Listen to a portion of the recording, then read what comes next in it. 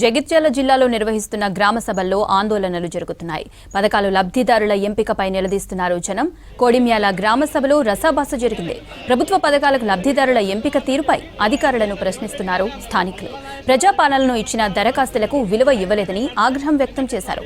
లబ్ధిదారుల ఎంపికలో అక్రమాలు జరిగాయని ఆరోపించారు.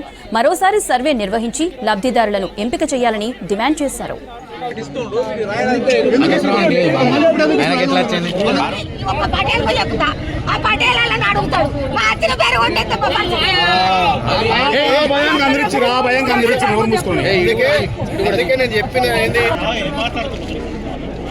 నేను జగిత్యాల జిల్లాకి జిల్లా వెల్ఫేర్ ఆఫీసర్ని, జగిత్యాల రూరల్ మండలానికి స్పెషల్ ఆఫీసర్ని. నా పేరు డాక్టర్ నరేష్.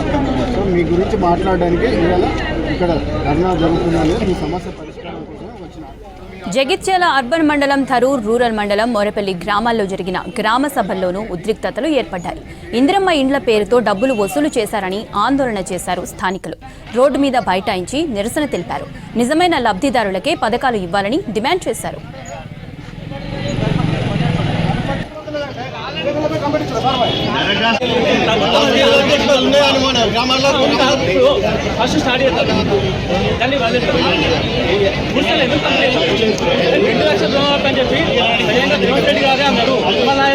శాఖ మంత్రి గారు అన్నారు.